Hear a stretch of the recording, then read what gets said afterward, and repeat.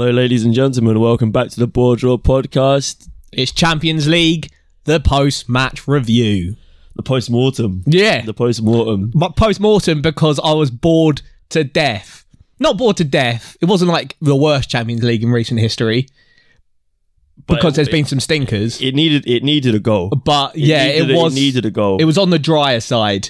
And we're going to take a big fat L this whole podcast because all our pre-match predictions they weren't exactly on. I think I have to send an apology to Valverde because my man played out of his skin. Yeah, game, the whole game we were watching it together, and the whole game every time Valverde was on the ball, I was just looking at you like, "Oh, he is good," and you were like, "No, that was a bad take." Then he got the assist, and I was like, "He was unbelievably good in that right wing role, considering he like."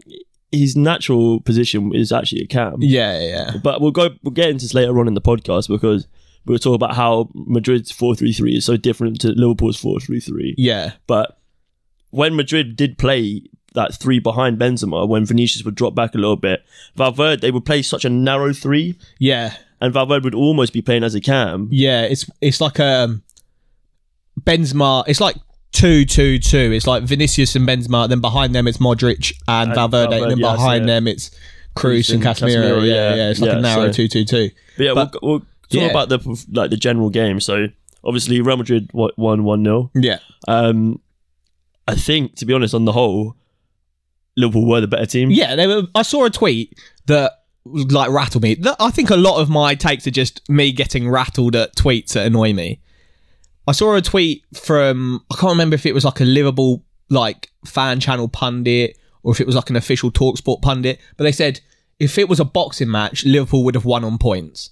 And I was like, but that's fucking irrelevant. It's not a boxing match. That is not how football works. Yeah, I was like, funny enough. Not always the best team wins. Yeah, I was like, imagine if that's how football worked, where every game was just the best team wins. Is that not part of the beauty of football, that the best team can lose, not always win? Yeah, otherwise it would just all be the jeopardy out of football. Man City just battering every Premier League team, which they do almost on a weekly basis. I saw his tweet and I was like, that's irrelevant. Like, who cares if Liverpool would have won on points? They lost. I think though, like I watched the game back, and Liverpool were the better team. Yeah. But there was always this feeling with Real Madrid that they were in control.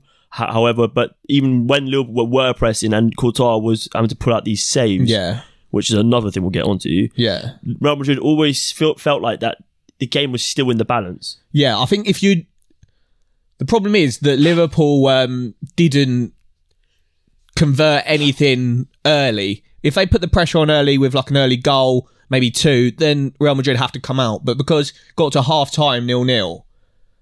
Didn't they felt like they had to press it? Yeah, Liverpool were getting anxious. Real Madrid they're good at soaking up pressure. That's what they did against Man City for 2 legs straight. They just soaked up pressure and countered. And if they can do that against City, they can do it against Liverpool easy. I thought Liverpool's defensive work was actually pretty poor. Yeah. They didn't have that control where they have had that ability to transition so quickly in other games, especially in the Premier League this season. Their ability to have Van Dijk and his partner play the ball out wide or to Firmino and then have that instant pass across. Yeah, diagonal to that diagonal and then find the Salah or the Mane or the Jota or the Diaz and then play that. And they didn't do that once this game, I don't think. No, for me, the issue was that if we were going to pre-game pick where the issue would be, it'd be Trent and the centre-back that he was partnered with trying to handle Vinicius. And if you took like just a quick glance at the game and you saw that Trent was pretty much responsible for the goal, you'd be like, oh, that was the bad side of the defence. Whereas I think Trent and Konate were the better of the better half, yeah, better than Van Dijk and Robertson. And they'll probably just get the stick because it was like at their half where the goal came in. But for me, I think Konate had an outrageous game. It's one of those where you switch off for a second and you're in trouble. And that's what happened. If we're just going to just talk about the goal, I want to talk about the build-up because it comes from a Liverpool attack. Yeah. And I'm pretty sure, is it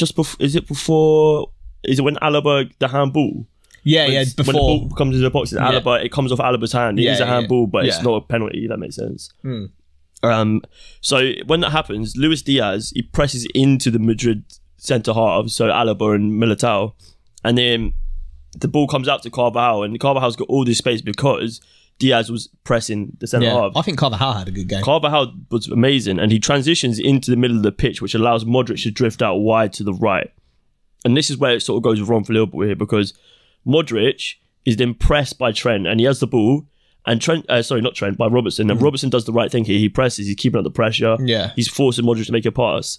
The issue here is Modric is an unbelievable footballer. Yeah. So he takes the time, he drops back 10 yards, and he plays the ball straight forward past Robertson to Carvajal, who finds Valverde.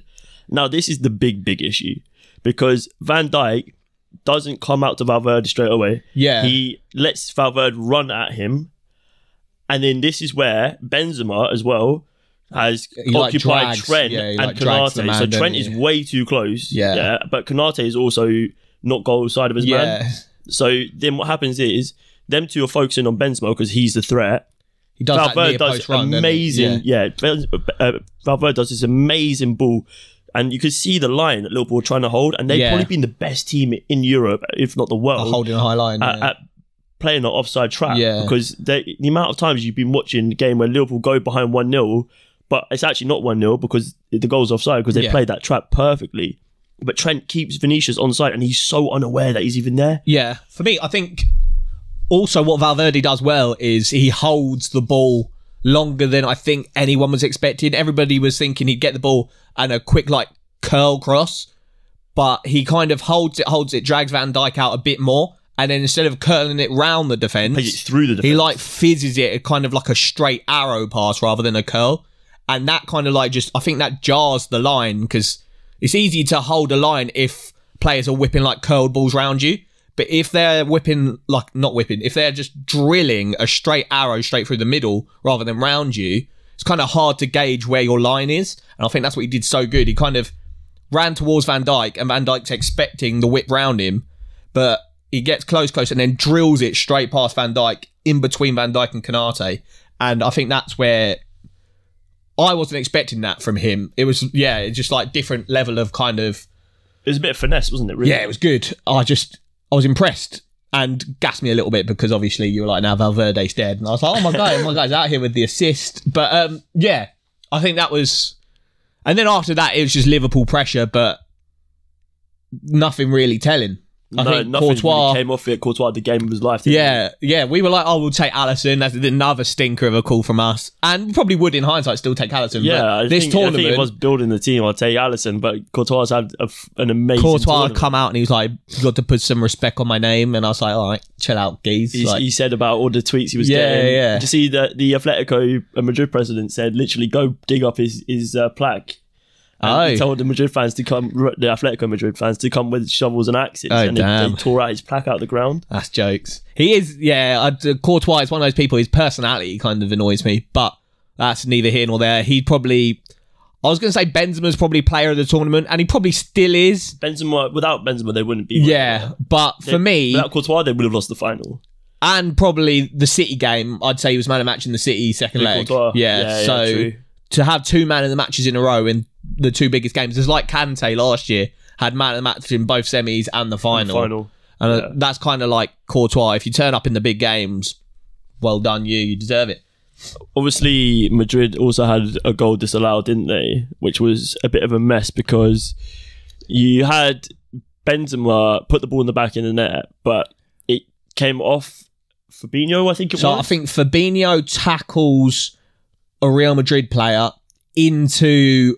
Is it Van Dijk? Into Van Dijk, and it deflects to Benzema. So it's because it's not an intentional pass. The rules are... It was very foggy, and Peter Walton did a fantastic job. Mate. Fantastic job of explaining it. I'm pretty sure he waffled on about the wrong actual... I have a lot of controversial opinions, but my least controversial one has to be that Peter Walton should be nowhere near primetime television, because all he does is agree with the referee. Criminal. He is a criminal. But whilst you were watching it, even on the BT Sport, they didn't have any idea what was going on. They went to the referee. And they went to Peter Walton, ex-referee. Thought, he might have some idea what's going on. He had no idea what was going on. Yeah, there was about 3 phases of play. Vague kind of. Because initially they were looking at if Benzema was offside from the over the top. Yeah. And then they had about 3 different phases of play where things went wrong, but they weren't sure if it was, if he was offside, if it was an intentional pass, if it was an unintentional pass. So it does makes a difference. For me, it's a goal, but obviously the rules are the rules. But how can you could just always claim it was non-intentional and get away with it? So you have to... I think the fact that he slides in and it deflects off Van Dijk is unintentional. Yeah. But the tackle is intentional. So it is all down to how you read the rules. Yeah. But it was a good finish from Benzema regardless. Yeah. And that's another reason. It's kind of like... There was Salah had a few moments where he was close to scoring, and like you said, some outrageous saves by Courtois. But if you're talking big chances... The top two fell to Madrid. Yeah, all Real Madrid. I think we should move on to talk about how, because Real Madrid and Liverpool both play that 4-3-3, but they play it very differently. And I think Liverpool in the final actually played far different to how they usually play and how we expected them to play. So we had Henderson in our predicted lineup to play that sort of defensive cover as right back for Trent, so allowed him to push up the pitch. But that's what Liverpool were lacking on the day. Trent and Robertson were very, very reserved. Yeah. And it's because of Mendy and Vinicius on the left-hand side doubling up on Trent. And you had Valverde, who put in an absolute shift. Yeah, he's a bit and of a Carvajal, shift, Valverde and Carvajal doubling up on Robertson. And instead of playing that 4-3-3 and allowing that their wide players to push up, they played a 4-2-4, and Henderson was joining the front four of Salah, Mane and Diaz. And their press was really impressive. But what was more impressive was Real Madrid's ability to be composed on the ball. Yeah. And I think when you got players like Kroos and Modric, it allows you to do that. For me, one player that stood out when you're talking about composure on the ball is Danny Carvajal. I didn't rate his chances in this game. Like pacey wingers that are on form, I thought they were going to have him.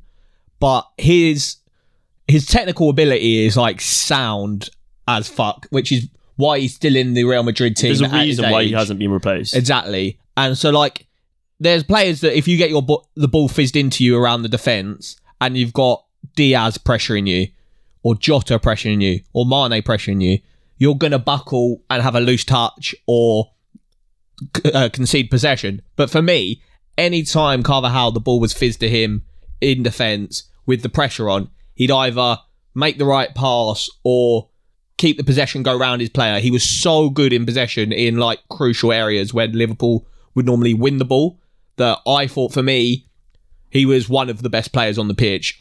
Every time he got the ball, I was like, oh, he's going to lose it here.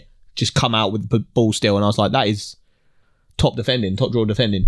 So looking at Liverpool's 4-3-3, it's pretty much the mirror opposite between Real Madrid's, because Real Madrid, when they were out of possession, like you were saying, it was a 4-2-2-2 with Benzema and Vinicius up top, and then you had Modric and Valverde behind them and Casemiro and Kroos behind them.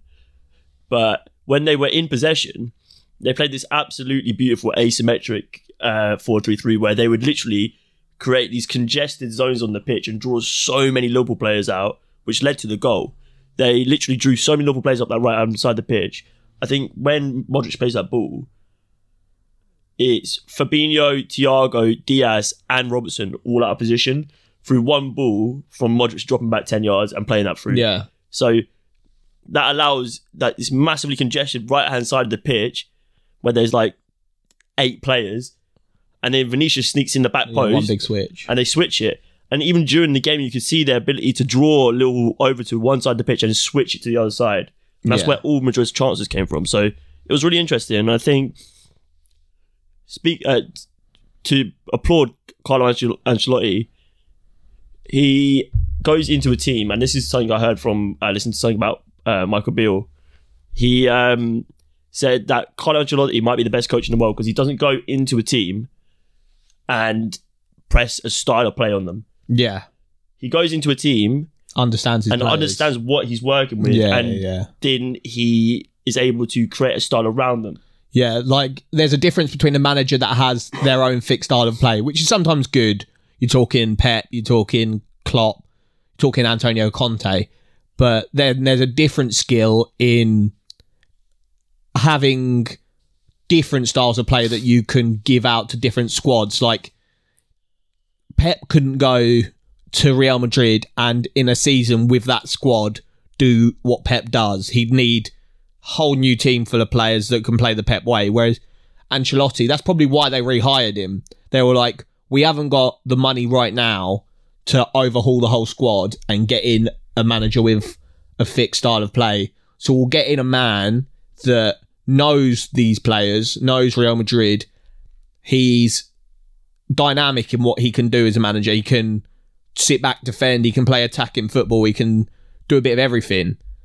And so he can come back, assess these players and figure out what's the best way to get these players winning trophies ASAP until we can get in a new crop of players. And that's why you can see them signing Camavinga. You can see them signing Tchouaméni. You can see them signing all these new players. And then they'll probably get a new manager in once these players are bedded in that can give them a style of play that's more Real Madrid than sitting back and absorbing all the pressure and stuff.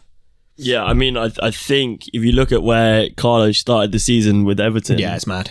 To win in the Champions League, to win in La Liga, they won the Spanish Cup as well. Not the Copa del Rey, the other one. Oh, did they? I don't know. So. I'm not 100% sure on that, but I think they did. So I think he's won. I think they've got finished the season with 3 trophies, which is unbelievable for a team that was really written off at the beginning of the season. Talking about a team that's won multiple trophies, what do you reckon Liverpool fans are saying about going from a potential quadruple to just the FA Cup and Carabao Cup?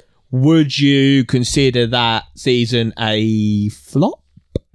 Because you can't, because it's 2 trophies. But the 2 they wanted, they'd get rid of both of those if they could have won either of the other 2. Fans, if you ask them, would you rather win the Champions League and not win any other 3? Yeah. Or win the Premier League and not win any other 3? They would trade either of those. 100%. So in that context, it's not a flop, but in the back of their mind, they're not happy. Silverware is silverware, and it will look good on Klopp's stats. Yeah, big time. Because he doesn't really do much in the other cups, does he? It would be aggravating to be a Liverpool fan knowing that you got so close. Yeah. And they were For me, the Prem was never in their hand. They were the better team in the final. But the Champions League, they should have delivered. They couldn't see it through. Yeah. And in the Premier League, they pretty much did all they could do. Yeah. There are a few games that you look through the season and think, they're unlucky here and there. Yeah. Spurs game, they didn't play their best. Yeah. So you would be disappointed if you're a Liverpool fan, but you got to look at it now. Next season, you got no Mane. No Mane. You see Salah said that he was happy to stay, run down his contract and go to a Premier League rival. I'm not sure they'd allow that to happen because that would be absolutely criminal. There'd be like outrage in Liverpool. Yeah, I don't. Salah doesn't strike me as the type of player to do that. Well, that's what he said. But maybe that's just maybe he's just trying to negotiate. Yeah, it's probably just a little bit of agent waffle. To be fair though, Salah can be quite a selfish player. So I mean, if he sees himself winning silverware at City or Chelsea or somewhere, he might. Yeah, maybe he has like a bit of a point to prove at Chelsea, do a bit of a Lukaku, but then hopefully try not to flop super hard. Yeah, I mean, to be fair, the world of football's always changing, so it can literally, I don't know. And they've got replacements, to be fair, like they're getting on, so they've got Harvey Elliott and Fabio Carvalho, so Liverpool, Luis Diaz coming in. Luis Diaz on that side, jotted down the middle. Yeah, the team looks good. And do you see, I saw this link, which made me so happy. It would never happen. And I think it was because Spurs got Champions League football.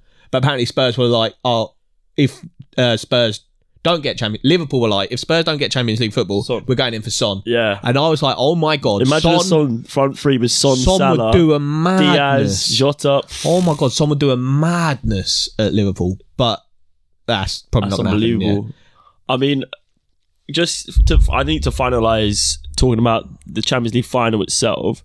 We do have to talk about what went on pre-match a little bit. We're not going to delve deep into it because we don't know too much. This is a football podcast, but ultimately it is important to talk about.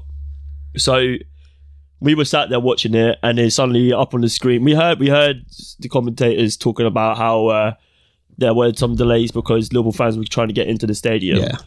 But then it came up, the match was going to be delayed 15 minutes. Then it was half an hour, and then I think 45 minutes later, after a musical performance, we actually got the kickoff. Hold tight, Camila Cabello. What an absolute star. But So the narrative was that there were Liverpool fans. Well, the narrative being pushed, especially within the stadium, was that there were Liverpool fans. ticketless Liverpool fans, Yeah. jumping the gates and trying to get into the stadium. The And claim there was from also UEFA was like there footage. was like a mass scam of like 30,000 fake tickets. Yeah, so the French Minister for Sport, I think it was, came out saying that there was reports of 30,000 to 40,000 fake tickets. Yeah. However, he's been asked multiple times how many fake tickets were seized, and he can't give a figure Yeah. because For me, that's it an might be easy zero. way of kind of moving the blame. deflecting it. Yeah, deflect the blame. There's no security issues. There's no police issues, blah, blah, blah. It's all a scam that's happened to us rather than we're like a problem. We're having a problem land on our laps. But for me, what I took from it most is how heavy-handed the kind of French, what are they called, the gendarmes. the French police. Yeah. Yeah. What are the gendarmes? Are they the police? I don't know. You could be saying something really bad right now, and I wouldn't know. I feel like I think they're like an offshoot of the police. Is like the French gendarmes. I think you're talking about let ops. Hold tight, all my lit ups. But, yeah, from what I saw, they were like pepper spraying kids. So there was a video where it was inside the stadium. So it's after, so the last gate before you're in the Stade de France. Yeah. And these fans, you could see them. They're scanning their tickets and they're getting let through the turnstile. like green then light, and they're getting pepper sprayed on the other side. And it's like kids. And I'm not being funny, but if you're a mother or father, and you're taking your son or daughter to the game, their first Champions League or whatever. Yeah. The Champions League final should be such a special occasion for a kid. mad. You could, the French police, the way it was handled, they could have put those kids off football for life. Shocking. Especially because I saw some videos where it was like people would get through. The police would ask if you're English or French. If it's French, it was like you get straight in. And if you're English, you'd either get hold back, you get pepper sprayed. And I'm not saying there was like some kind of like issue agenda against the English fans, because for me, English fans, whenever they go anywhere, we have a terrible reputation. Yeah, they tend to be a bit of a disgrace. And I mean, to be honest, is it not warranted? I would argue probably is. Yeah, but like, and especially after the Euro final. Yeah, the Euro final was terrible. I get why English fans have a reputation because they don't help themselves, but this isn't like, it's not one of those things you can't like paint a brush with. I don't know what the saying is, but you can't tar the whole nation with just like a dodgy group because of minority. Yeah, but so there was it's shocking.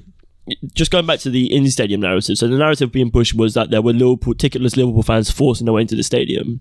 However, if you look at what was going on outside the stadium, there were live reporters from like Sky and other reputable sources. Beer's overflowing. Sorry, just cracked a beer and it's spilled everywhere. There was other reputable sources and stuff, literally saying that literally Liverpool fans were getting pushed down these like alleyways, which were being cut off by French police. So like the Liverpool fan park was in this like shoddy little park, and you had to cross a dual carriageway to get there.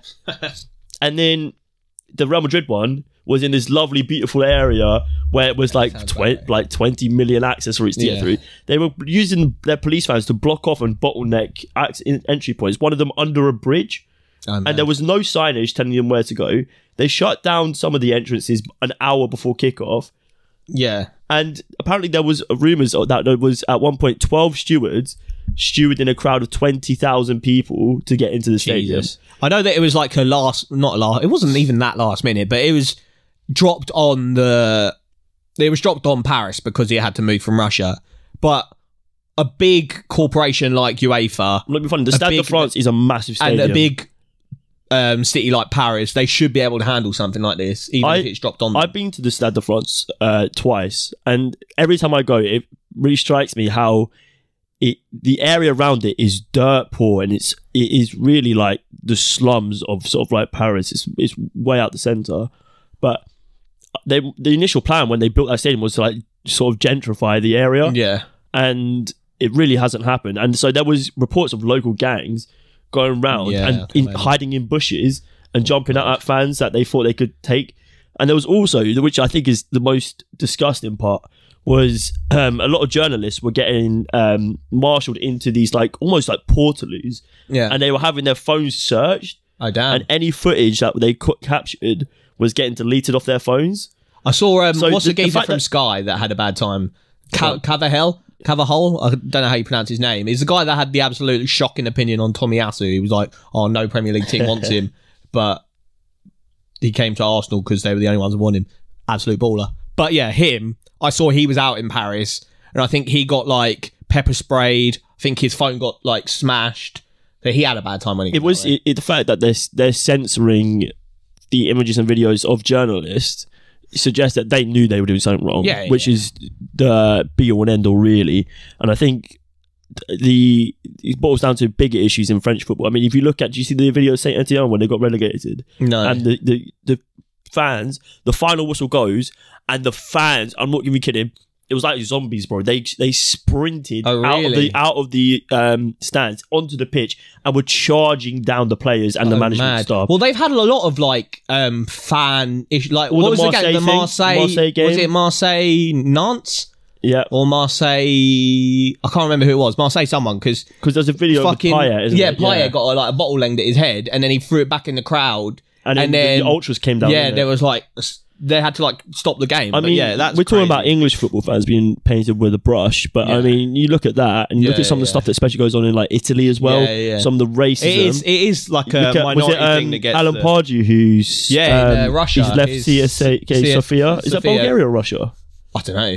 But one of them, he's left because throwing bananas and the racist chant. So I mean, you can talk about English fans all you want, but English fans in the UK, especially if you're traveling an away game, if you're an away fan, you get treated like by the police just disgustingly. There's videos of like families and with their kids or like elderly relatives and stuff, and they're at stations and getting told that they can't board this train. They have to wait 2 hours for the next train because they can't be trusted. Yeah. And the police refusing to let them on the train even though they have tickets for it, just because of the shirt they're wearing. Yeah, it's absolutely disgusting in some of the ways that English football fans are treated. But I mean, it's okay. Go for a day out in Peterborough. That's a good away day. Peterborough is a good away day. We'll take a little break and then we will be back in a minute. And we're back. So, moving on from the Champions League. I think we covered that quite extensively. Extensively. I would say it wasn't a bad coverage of the Champions League. Basically, the take-home points are Courtois, good. Camila Cabello, good. French police, bad. Moving on. I don't know about Camila Cabello, good. I don't think she was appreciated, though. No, she wasn't. I saw a video where it was like... You see the tweets? Yeah, her tweet, she was rattled. And also, I saw that, like, there was videos of Liverpool fans in the stand, and they were recording her performance, and you couldn't hear shit over like You'll Never Walk Alone. But like her played through the TV, all you can hear is her. So they must have done like a bit of a turn up, turn down, so you could ignore the fans kind of thing. Yeah, just to not show her up. Let's sky away from that anyway. Let's talk about the other big game that happened this weekend. Playoff final. Yeah, we had Huddersfield versus Forest. I thought it was a pretty stinky game, to be honest.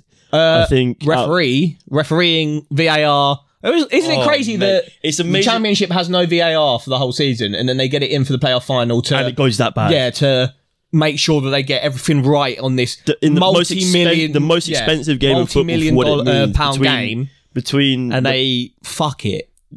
To put it nicely, yeah. I mean, John Moss, he's had a career.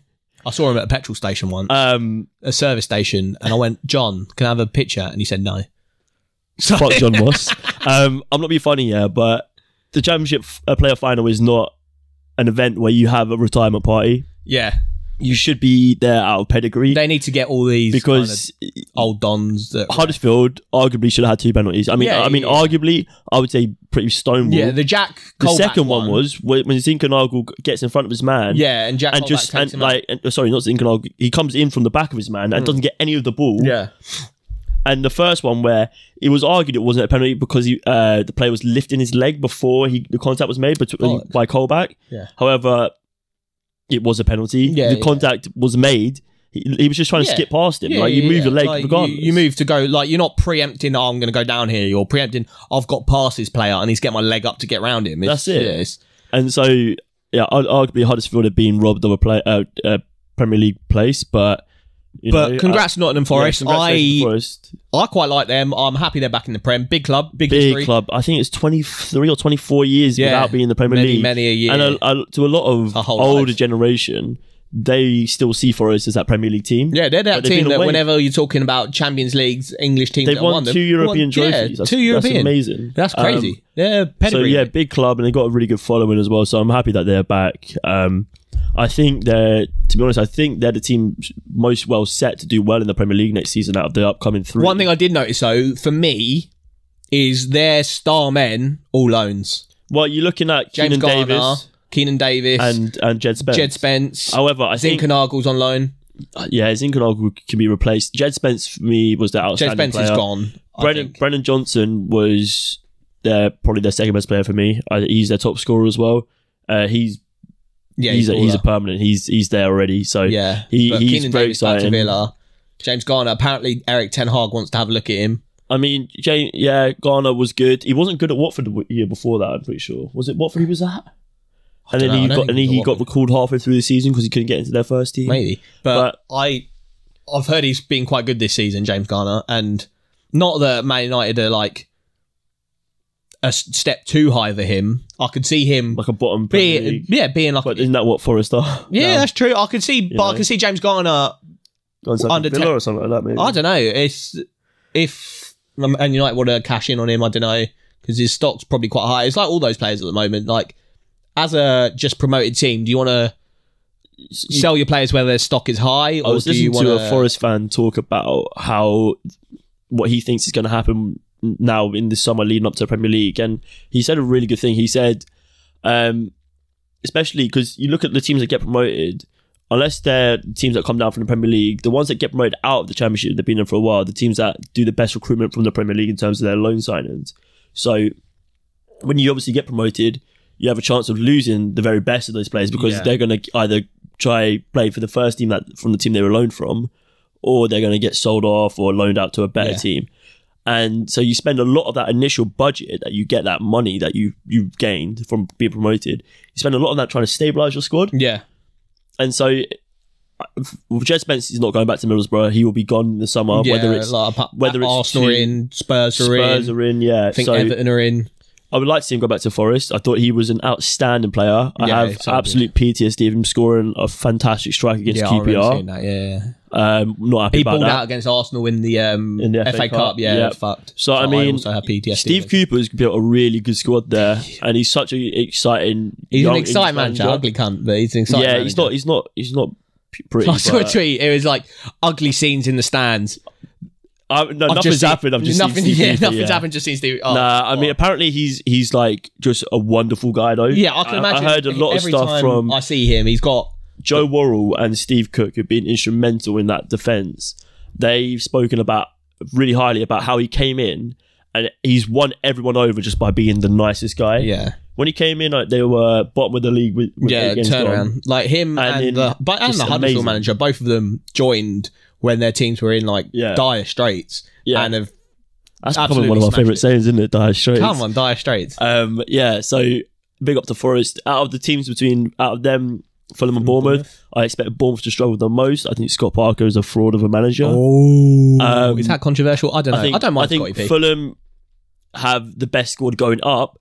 However, I don't know if they have the recruitment strategy to buy players which will allow them to stay in the Premier League, because that's the thing with Fulham. They're a yo-yo club, aren't they? They've just seemingly bought big, and these players have just disappeared. Like Jean-Michel Seri, what happened to him? He was meant to be like the next big thing. He was linked with Arsenal, and I was absolutely flabbergasted when he went to Fulham. I was like, I didn't know too much of him, but I was like, oh, he looks like a decent player. But then he went to Fulham, and I was like, oh my God, are we like competing with Fulham for players? How do you fancy Mitrovic to get on this season? Well, every year at the start of the season, he's in my fantasy team, and I'm like, Mitro, cheap option, gets goals, and just flops in the Championship. But how can you flop in the Prem? And I was like, how can you flop when you've just scored 42 goals in the Championship? Arguably, you can't score 40 plus goals in the Championship and not be able to score. Like, you know where the net is. Like, even scoring Teemu a goal is scoring gets a goal. Double digits in the Prem, and Tony has as well. Yeah, and I was like, Mitrovic is surely better than Pukki. He's better than Tony. Do you reckon? I think so. I mean, Tony is really good. I enjoy Tony. But maybe they're on par, because I think you look at the team Mitrovic played with it when they got promoted, is insane. They had Harry Wilson, just absolutely banging crosses, Carvalho as well. Whereas Tony's team was good, but it wasn't quite Fulham's Premier League promotion winning team. I mean, I expect him to do well.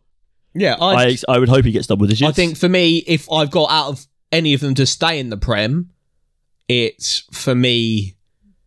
Oh, that's a hard one. I think Fulham are the most likely to stay in the Prem. However, I think if Nottingham Forest get their recruitment down properly, so you have Bournemouth as the least likely. Yeah, I think I've got them as the most likely. I think Scott Parker is a terrible manager, and this might come back to bite me like my Valverde statements. We've got one podcast in, and we've had literally 99 shit He takes just about and one scraped good one, automatics, and he had like the second richest squad maybe seen in the Championship ever. Yeah, they spent ridiculous money in January, and if they were promoted this season, they would have been in absolute pandemonium. It would have been chaos down at but the don't you Vitality. think that is his remit? Just get up no matter the cost, and then we'll stay in the Prem. Like they'll probably reinvest quite hard. I mean, will they stay in the Prem? Will they? That's the question. Like they bought a lot of Championship players, and they're good Championship players. They bought in like Kiefer Moore. There's some probably teams in the Prem that could. But like, I don't see any of the players that they bought in January being. Well, they're in the starting 11. Yeah. They won't be for long when they realise they get found out. Yeah, we'll have to see. We'll do once the transfer window is closed, because we can't do a predictions pre-transfer window because fuck knows what will happen. Yeah. So we'll do a naughty little predictions when the transfer window's closed and see what we think, because there could be some interesting calls. So in some other news, Chelsea's takeover has been confirmed. Todd Bowley. Yeah, Bowley. USA-based Donny. He looks like he's ready to spend some money as well. Yeah, my hope for him was that he'd come in and just use Chelsea as an asset, don't really do a Roman Abramovich and invest. Seems like but he seems, I've heard rumours of like a 200 million war chest. Did you see they've been linked with Ousmane Dembele? Yeah, I saw that. I saw they've been linked with Lewin as well, Lewandowski. I'd be surprised that if Dembele is available, why Klopp wouldn't want him. I've seen Liverpool was also linked. So if they're losing Mane, gaining Dembele is a pretty good replacement. Especially he's worked with Klopp before. Yeah. He has an affiliation with him, and he's still fairly young. Yeah, I mean you've got Diaz, another guy that's worked with Klopp. Lewandowski, yeah. I mean, Liverpool need, but Liverpool don't play with that like central striker, and that is what Lewandowski is. There's no one on the market really that tickles their fancy. But if you're looking at Lewandowski leaving Bayern, Mane leaving Liverpool is his favourites. Like the German media apparently have him nailed as going to Bayern. Yeah, apparently it's like a done deal. But apparently they want him to play in that Lewandowski role. Yeah. But they are two completely different players. Yeah, big time. But I think Mane, that's kind of what they want. They want someone that's just going to come straight in and deliver numbers. They don't really want like a young... Because they've got that... Is it Musiala? I don't know how you pronounce his name. Jamal Musiala? Yeah. But absolute baller. He'll probably be their like next project, like at the top of the pitch. But they need someone just to come in and straight away replace Lewandowski. And speaking of Sadio Mane...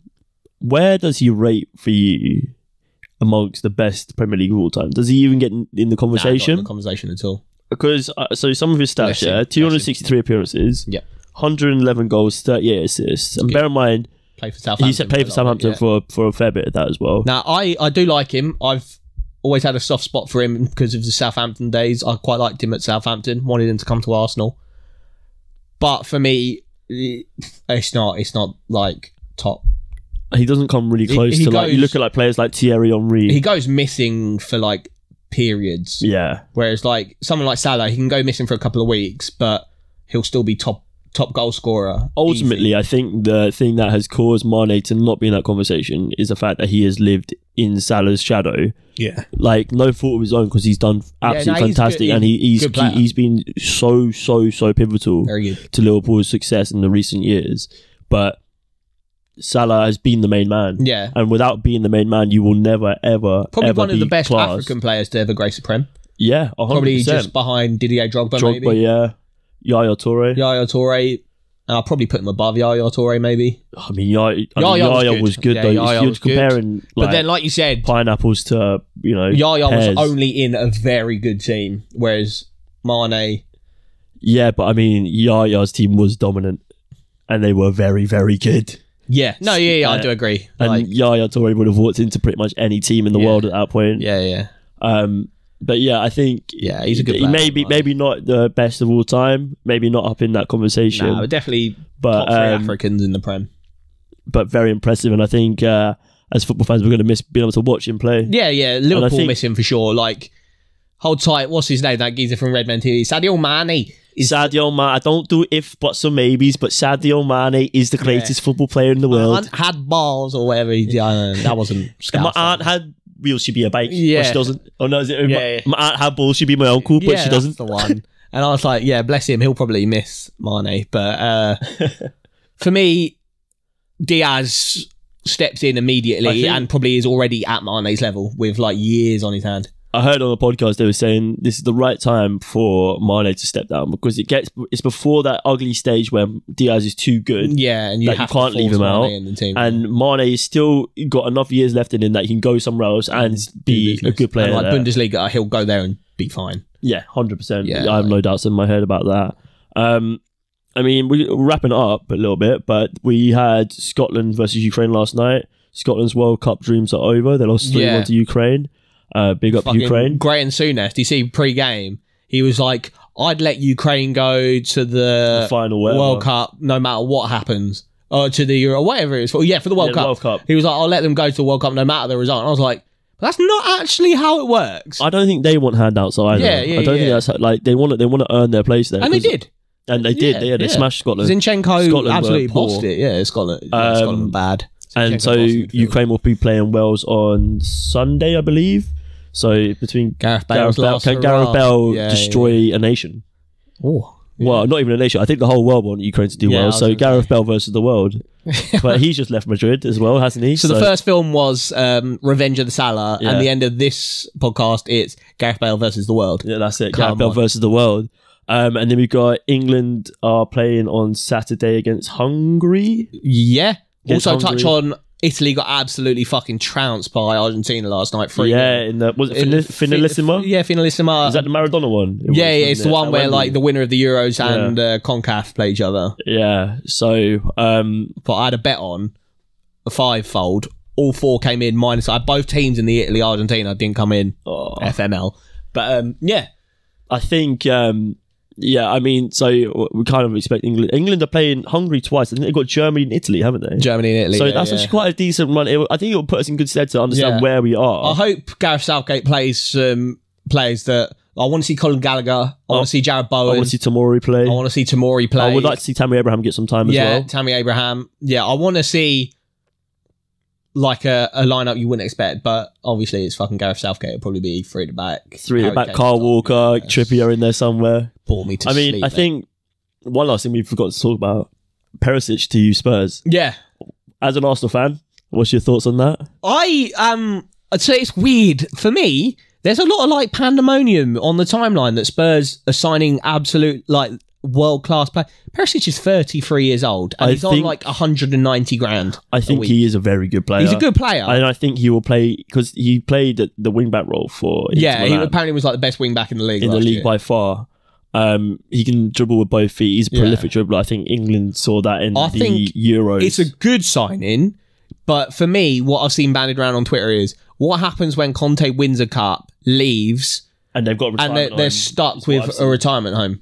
I think if Conte wins the cup, then maybe he's done very well at Spurs. Yeah. I mean, like you say, with Scott Parker getting promoted, maybe you just do what you have to do to win a trophy. Yeah, maybe that is his remit. Get us a trophy so people stop. You got to look at Perisic, right? Coming into Spurs, does he improve the team? Yeah. Yes, he is an improvement. So you can't really have any complaints. Yeah. I think Conte is a winner wherever he goes, serial winner. And I think if you're an Arsenal fan, there is cause to be nervous. Nervous. We're finished behind them anyway, so the nerves are already there. But like very nervous, very nervous. But no, I think that about wraps it up for us today. I think we covered quite a lot. Yeah. But so thank you guys for listening. Yeah. As always, give us a follow on Twitter, Insta, YouTube, Spotify as well now. Spotify now, yeah. Hopefully we'll have Apple Music up and running as well as Amazon Music, so you can listen to our podcast on there. you have any like predictions for the upcoming games this weekend?